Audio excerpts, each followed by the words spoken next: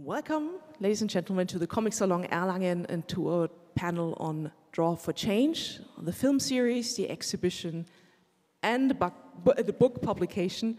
And I'm very happy to have you here with me and everybody online, but also beautiful artists. And Catherine, I have to announce you as a journalist, but you put this art into a book. Let me introduce our guests. Next to me is Mar Maremoto from Mexico. On Thursday, you might have seen her episode of the film series Draw for Change that portrays Mar. It's an episode you can still see on Arte in the Mediathek if you're interested. So we come to your art a bit later. Then we have Victoria Lomasko from Russia. She was our guest in Lammlichtspiele last night. And is also the curator of the exhibition you can see at Obere Karlstraße here at Comic-Salon. And Catherine Vuylsteke from Belgium, who is the author of the book publication that comes with the whole series, Draw for Change. And Catherine also agreed to stand in a little bit for the artists who can't be here today, because Mar and Vika represent 2 out of 6 female artists who do political art. They're called cartoonists in some synopses, but we'll talk about this later. My name is Andrea Kuhn, and I have the pleasure of moderating today.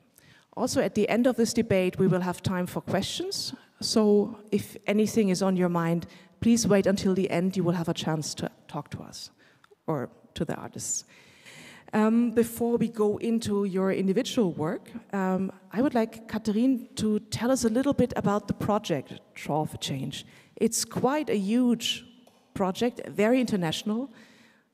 Please. Yes. Well, actually, the whole series of 6 documentaries was thought up by 2 Belgian film directors who then went to look for, well, they selected the artists, and also they went to look for documentary makers who worked from those countries. So they would have a Mexican documentary maker to do the Mexican documentary, someone from India, from Russia, from the United States, from Egypt, and from Syria. And I actually came into this project rather late, when the documentary series was almost done. And I also didn't watch the movies. I was contacted by the producer of the entire series. And I had worked with her beforehand. We had made 2 documentary movies together. And she said, we actually also need someone to tell the stories, the life stories of these women. Would you be interested? And I said, well, I don't know anything about comics. I never read graphic novels. I wasn't allowed when I was a kid because my mom thought I would just look at the images and forget to read. So I said, I'm surely not the right person. And she said, well, you've been a foreign news journalist for all your life, so you are the right person. So from there, we started out. I got the list of names, of 6 names. I couldn't possibly have selected them myself because I have no clue about comics. But I do have a clue about human rights and about women's rights and about the struggle everywhere in the world. And so that's how I set out for telling these life stories which complement the documentaries. Because I didn't watch them while I was writing, because otherwise you'd have the tendency, if you hear something nice, to surely include it into your work or make them say it again.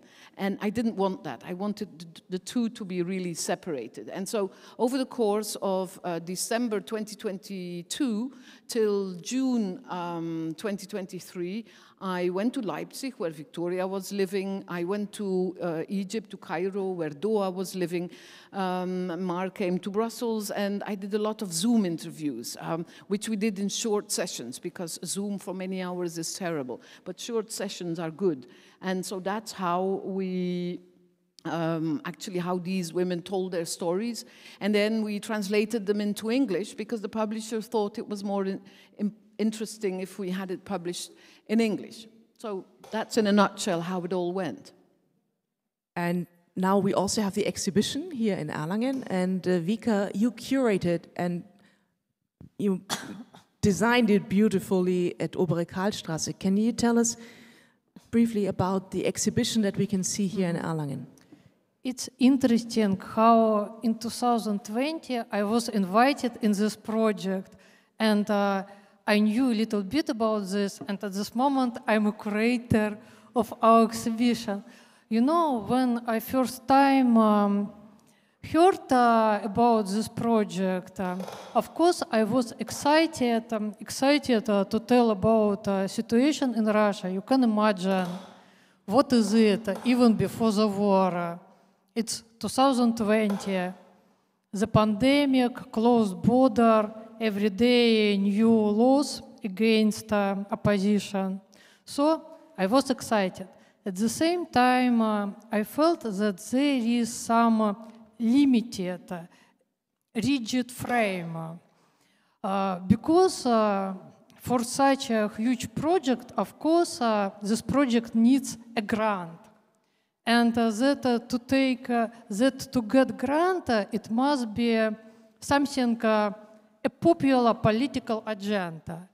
And the project at that moment, at the beginning, was described 6 female cartoonists. And these cartoonists are struggling against political regimes and against domestic violence. For me, it sounds too simple, and here I would like to do something more complex, more art. First, I wanted to highlight that no, we are not cartoonists.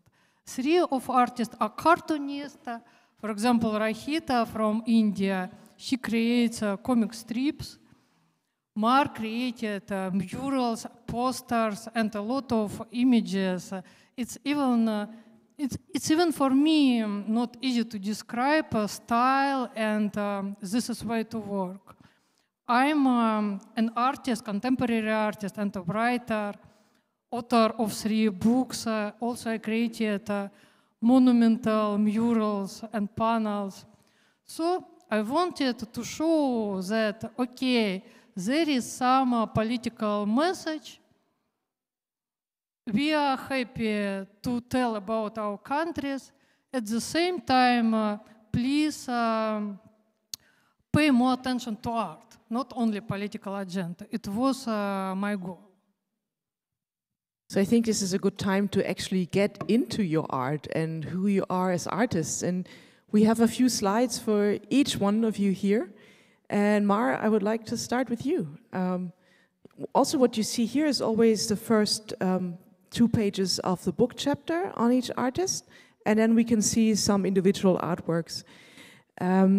Mar, how would Vika already said that there's quite a broad range in your as artists. You're certainly not a cartoonist. How would you describe your art yourself? Oh my God, these chairs are noisy. Sorry about that. Okay, so I will describe my work as maybe loud, like typography, like it's not like lettering heavy and very pink. Maybe I would describe it like that. So yeah, yeah. We see pink. You're from my perspective, and also what we see in the episodes. You cover a lot of topics. Some of it is very personal. It's about mental health.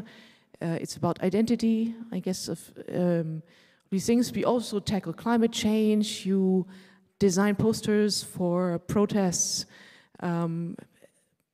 homophobia, transphobia, femicides is a topic in your work. How does that shape your identity as an artist? Like, what is important to you? Well, I think that, like, for me, I don't consider myself a cartoonist, as Victoria was telling you about. Like, I don't think I do like cartoons or comics in the strict sense. I did started making comics for a magazine, but like I don't know, like for me, it wasn't my intention to become an illustrator or a comic artist or a cartoonist. I was just like doing wardrobe in a series, and my hobby was doing comics and like a strip. So that's why I started like doing this type of work, because I was just like trying to understand the world and my own feelings about what was happening. So it was just like really a response to try to unravel all like my feelings and try to understand. So that's why it's such a broad like themes that I tackle in my work. So yeah. Can you maybe briefly also say what medium do you work in? Yeah, I do mostly digital illustration and murals, but also like for me it's like, I don't know, like all the time. I don't know if it's because I'm a Virgo with a Libra rising, but I'm like always like feeling in between everything.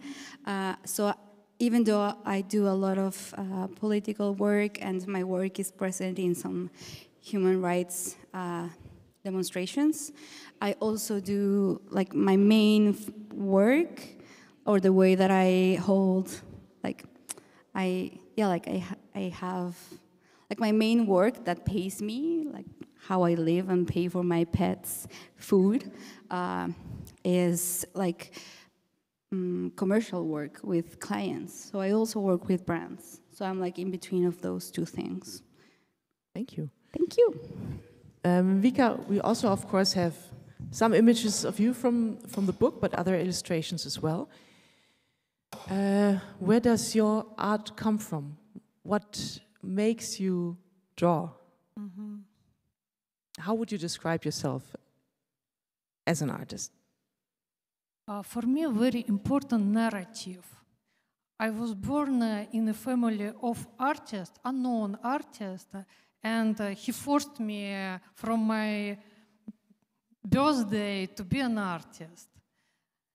But only in 30 years old, when I started to include text in images and to do graphic reportages, only after this I feel I found my way. I want to tell stories, different stories, social, political, sometimes in comics, sometimes in graphic reportages, sometimes in mural. It's about our time. For me, very interesting a subject of time. Maybe because I'm from Russia, where all time something happened, and each generation's hit of war or revolutions or dictatorships. We know very well what does it mean when a big history comes to your home. And we will have more time to get into details later, but this is a short panel, so apologies for just scratching the surface of each artist. But Catherine, could you now have a hard task of briefly summarizing maybe the other 4 artists that are represented in the book and in the film series? Who are they? We have the first one, and here's Amani. Yes. Amani is a Syrian from Idlib, Idlib being the only part of Syria which is not under the control of Bashar al-Assad. So she's been locked up in a way in what is a big prison. It's also the Idlib that had the earthquake. And she comes from an extremely conservative family, a family where a father would say, if she says, I want to go to art school, he said, oh, this is such a dirty thing, you will bring shame upon all of us, don't do that. So she had to fight enormously to be able to become an artist, a cartoonist. But she was extremely courageous, and she really, in spite of all the difficulties, she did manage, and she continued. And so in that respect, her story is full of pain, but also full of power. And those two things are really incredible. Rashida was just awarded the Kofi Annan a prize for courage for cartooning now in beginning of the month in Geneva. She's Indian and she's been working since 2014. She has these stick figures in which she always has like this a couple of small cartoons. In 2020 she, thanks to the government, became a national celebrity, because the government of Modi actually sued her for contempt. And the case has not yet come before a court, so there's been no judgment so far. But every couple of weeks there's a chance that the trial might come up, and she does risk a couple of years in jail.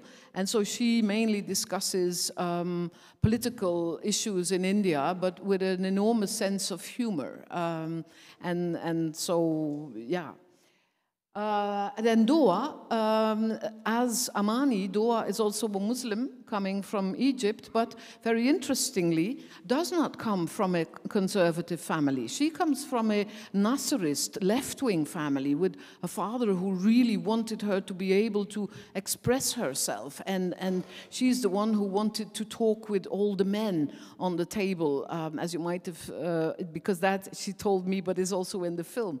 And so Doa is actually one of the first Arab cartoonists or professionals who works for a newspaper, and still works for a newspaper in Egypt, although it's extremely, extremely difficult, because actually everybody thought that the Arab Spring was going to bring a new era in Egypt, but actually President al-Sisi is possibly even worse than Mubarak was, and he has really transformed his country into an enormous jail. And as by consequence, most of what Doa makes for that newspaper on a daily basis ends up in the cupboard. And even to that extent that her boss now doesn't even tell her if it's going to be published, because he doesn't want to discourage her. So it's in a way a really, really sad way. It's a sad story, not just of her, but of her entire country, which is really suffocating under this dictatorship. And then Antelnas is a Pulitzer Prize winner, US cartoonist, who very strangely went to school in the Disney Academy, so in Santa Clarita. So she is really, she had a switch when she was around 30, started off doing things like Bambi, and then all of a sudden turned into a absolutely very sharp political cartoonist working for the Washington Post.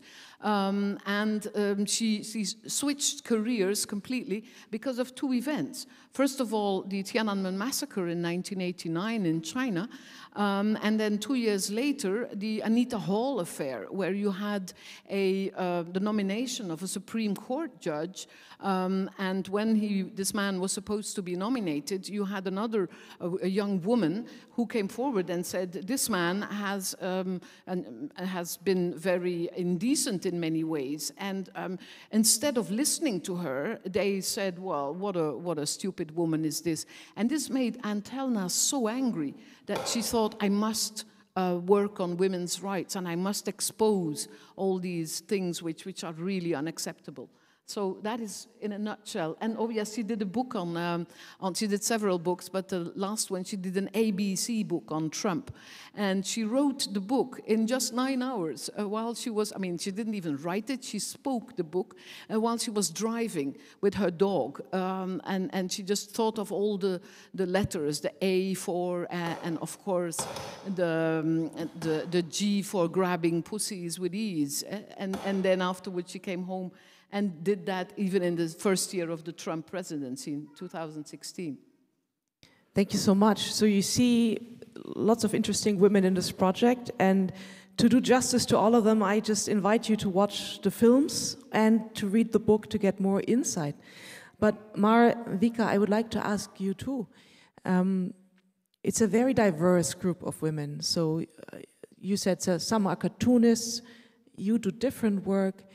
What did you find things in common with the other women in the project, or did you find more differences in the way you talk about the world? Is it okay, all are female identified, I think, come from different countries and are somewhat political in their work. So how did you feel in the company of the other women? I have one idea what female artists have in common. This is exhibition, is it not my first curatorial project? When I lived in Russia with my friend and colleague Nadia Plungyan, we created the first feminist exhibition in 2012. And we continue this project for 2 years with dozens of Russian artists, female artists. And my opinion, male artists, they are more interested to be including in political games. That we know what is bad, we know who is right and who is bad. We are ready to judge, and we want to punish, and so on. I don't mention such wishes in female artists. I think we're more interested to show the result of male political games, and the result for ordinary people, that men are playing and women and children are suffering. Of course, not only women, but mostly women. We see it in any conflicts, in any political conflicts. Mar, how do you feel about the other artists in this project? You haven't all met personally, I understand, but where do you see your position in this, or do you find more in common with the others, or get new ideas, maybe new approaches from them? Wait, can you repeat the question? Sorry. Let's just say, how do you feel about being included in a project with these 5 other artists? Right. Like, do you feel familiarity with topics or with styles, maybe?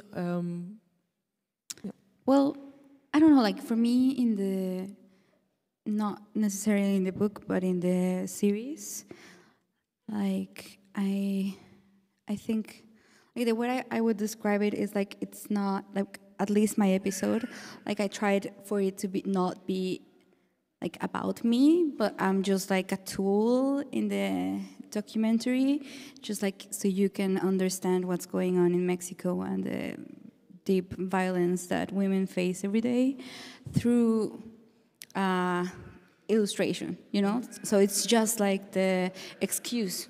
Like my story and my illustrations are the excuse, so you can just have like a bridge to understand what's happening, you know? So yeah, like I don't think it's necessarily about me, you know, the documentary episode. But I don't know, like I just feel really grateful to be a part of this project and to be able to share this space with different types of artists, because what we have in common is that we are using our work to speak about what is happening to women in the parts where we're from, you know? So like Rachita talks a lot about human like bodily autonomy and being access like menstruation, like her ads at Instagram comes from that, you know, like from exploring and asking for women to like be able to, women and people who menstruate, be able to access, like, I don't know how you say it in English, sorry. But the thing is that we're all talking about what's important or what women are facing in our countries, I think. And other things, of course, but I think that's what makes us, like connects us, I guess, in some way. I don't know if I answered. No, thank you. Sorry. Maybe Catherine, also just briefly, what did you notice? Because you came fresh to all artists. You have no stake as an artist in this organization. Were you surprised by the selection, or were you did you see the commonalities between the artists? What was your, like, the thread that you wove through your book? Well, the thread is their lives. I mean, as I said, I told their life stories. But yes, I think there's an enormous commonality in the sense that they talk about all aspects of being a woman, being a girl, being a woman artist, and all the different challenges that brings with it, going from femicide to domestic violence, to not being taken seriously, to issues of so-called modesty. So I think the fact that there were women from 6 different countries draws a very broad picture of all issues that women are facing. And of course, many of them are the same in every country. At the same time, things are much more difficult in Egypt than they are in the United States, of course, as well. But so, for me, it was extremely interesting to see the courage of all of them to go against the odds, because it's, of course, not something that gets you rich. It's usually also not something that makes you become extremely famous. So you don't have to do it for money or glory. You have to do it because you're convinced that this is what you need to do in life. And I think that is absolutely remarkable, and I really cherish that. So we've already talked about the title, also that you're not cartoonists per se, especially you two that are here in Erlangen. But the title is also Draw for Change. So it kind of says that you make art to change society or change the politics of your country, body politics, identity politics. That is an activist idea, right? You do things so that society changes. I want to ask you if you find yourself in this description. Like, who do you draw for? Who are your images for, and what's the intention behind it? Or what is the connection between art and activism? Is another way to frame it. But who do you draw for? You see that I a little bit change the title of the exhibition. It's not just Draw for Change, but Draw for Change, Testimony and Dialogue. Because Draw for Change, for me, it sounds like obligations, and obligations from not Western artists. Because Western artists can do and draw absolutely everything, but if you want to bring from our countries, India, Mexico, Russia, Syria, we must struggle. We must struggle against our political regimes, and to be very political and to be activist. I think it's very limited art. I tell this as a person who more than 13 years create political art, and often I was in a situation at risk for my health, for my freedom, and even for my life. So I know about I tell. I don't want that someone limit me. So I'm not an activist. Mar, how about you? Do you consider yourself an activist, an artist, or both? I don't know, like I consider myself, I don't know, it's hard because in English there is no word for what I'm trying to say. Because like I consider myself like a drawer, like I draw. Like I don't think I'm an artist or an illustrator. I'm like a dibujante, which means like I draw. So yeah, and I don't consider myself like an activist, and I really don't think I can call myself an activist. I just do like what I know what to do and what I'm good at, I think. So yeah. And who is your audience? I mean, with people like Doa and Amani, it's a bit clearer because they publish, especially Doa, in a newspaper, and Anne as well. So of course it's the readers of the newspaper. Vika is also publishing books, so it would be a reader or someone. But who's your audience? Who do you have in your head when you put your images out? Because what we saw, some seems to be really about yourself. Some is addressing somebody out there, like you're not alone, you're enough. Well, I don't know, like according to Instagram, my audience is like people from 18 to 25 years old, mostly women. So I don't know if that's like a good like starting point, but most of my work lives in social media actually. Like I don't work in newspapers or for magazines, and I don't have like books. So mostly it lives in social media. But I don't know, like someone, I don't know if you have this here, but in Mexico we use WhatsApp, and like it's more like my mom's generation, like she's 62. They have like chains of messages that people, women mostly in that age, like resend to each other. So once a friend of mine sent me a screenshot that his mom sent him an illustration from me, and he was like, wow, you made it to the chains, like to message chains of like 62-year-old women. So yeah, like I don't know exactly who my audience is, but I think it reaches mostly like young teenagers or young adults in social media. And Vika, I also want to ask you about your audience. Like, you're now not in Russia anymore. You had to leave the country. Who do you have in mind, or do you had in mind when you made your books? Who are these documentary drawings for? Is more supposed for a Russian audience, international audience? I think about international audience because yes, I tell concrete stories. It's happened in Russia, some rallies, or for example, in Belarus, revolution in Belarus. But there are a lot of things in common between all the revolutionary. And the most important for me is a personal choice. Something happened and you must make your choice. Who are you? You're invisible without your voice, or you will support the government, or you will be an independent hero.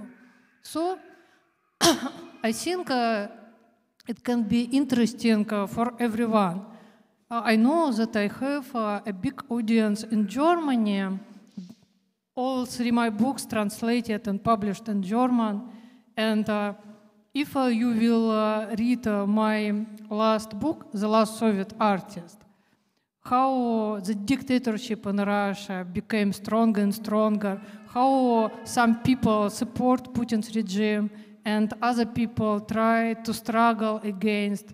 You can compare it with your German history as well. What happened here dozens of years ago, it's for everyone. We have time for some audience questions now, but I want to, or you have to... No, I was just like, you can ask. Okay. Sorry. But maybe first we should mention that whether you consider yourself activists or not, some of the work that we see portrayed in the book is dangerous. Like Vika had to leave Russia for a commentary. Rashida is facing serious security risks in India. Armani, I think, cannot leave Idlib, cannot get out. And also Doha, you mentioned it before, is in a precarious position because of the political commentary that we see in these, in her case, cartoons. I think we should interpret the word activist in not too narrow a way. I think all of these 6 women really try to take a stance against the things they find wrong and which they find unjust. And through their images and through the scenes they show, they actually all try to make the spectator think for a moment and realize that, for example, this is not okay or this should be okay. And so I think activism is any effort made to change the world for the better. And so in that respect, it doesn't just mean being in a protest march or anything. It's much broader. And in that respect, I do think all of them are, in a way, activists, because they all strive for a place where women would be just ordinary citizens like men are.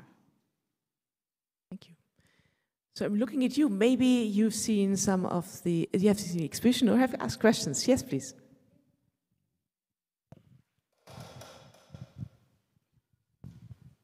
So at first, I want to thank you for your inspiring work, and I would consider you all as activists because you inspire people to stand up for their rights.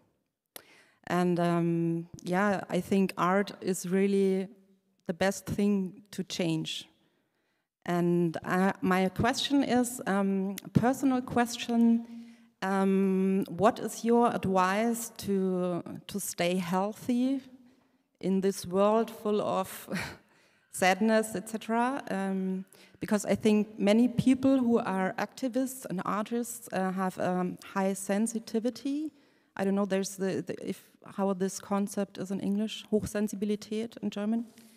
And what is your advice to stay personally happy?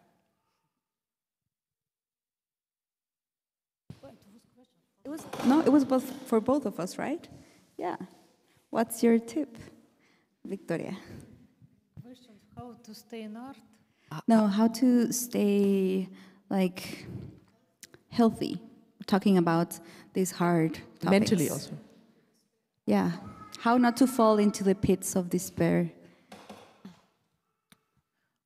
I think it's because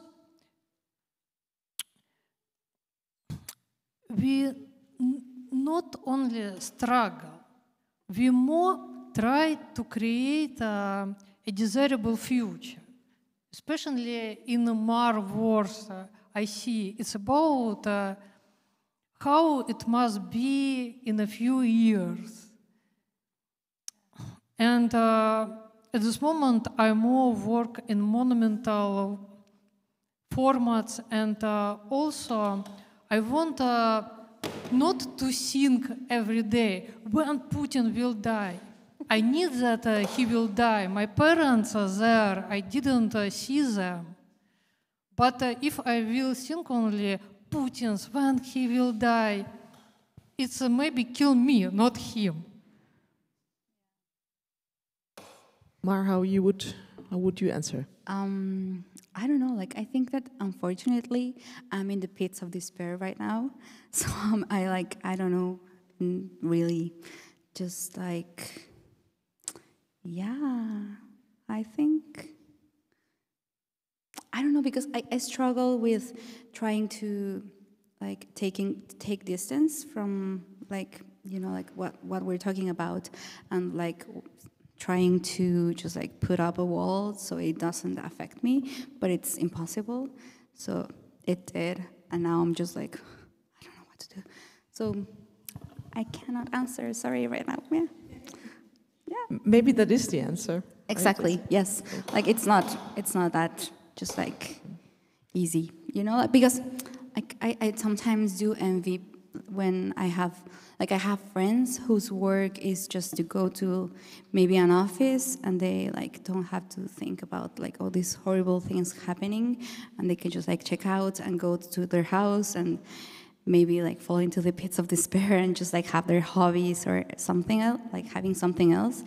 But for me, my work is this, and it has like it's so deeply intertwined with my life, like my personal life, my work. It's like what I have to do, like it's all I do every day. So yeah, like it's sometimes hard, but yeah. We have more questions. Yes, please, in the back.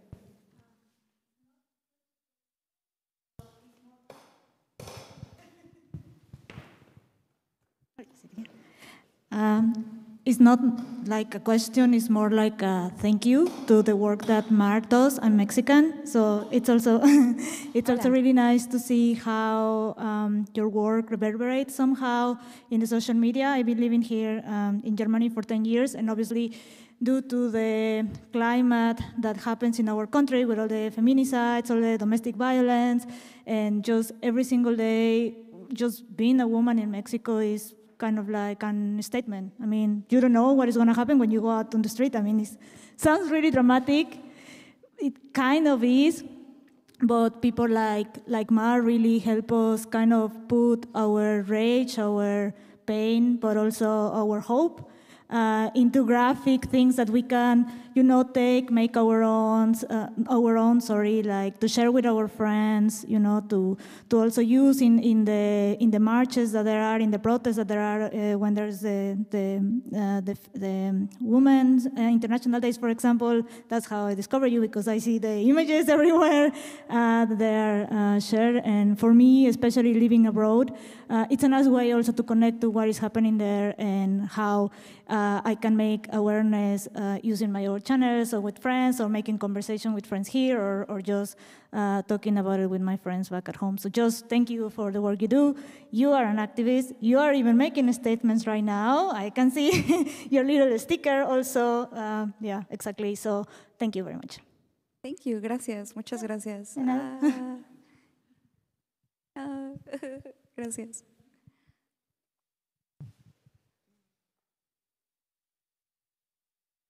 I think we have time for one more question, if there's anything on, or commentary, if there's anything on your mind.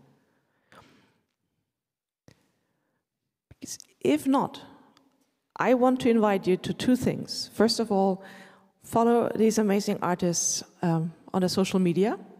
Learn more about the work and the lives of Mar, Victoria, and also the work of Catherine. I put your website and the Twitter, Twitter X on there, so you can stay in touch and see those. You can still see some of the episodes of Draw for Change on Arte. I mentioned this before. And since this is Comic-Salon, there's actual books available, and I invite you to go get your copy. There's the Draw for Change book by Catherine, where all the artists are portrayed, and you will also see some of the artwork.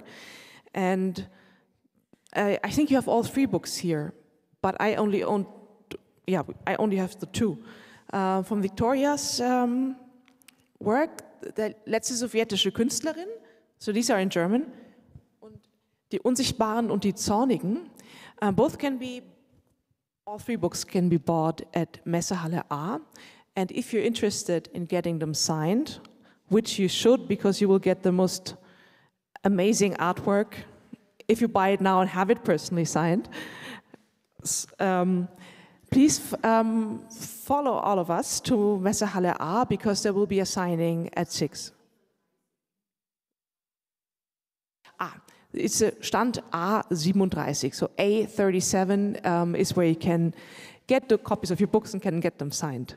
So we kind of have to close this discussion and make room for the next one, but I thank you so much, first of all, for coming to Erlangen and presenting your work, and for being our guests here at Comic-Salon.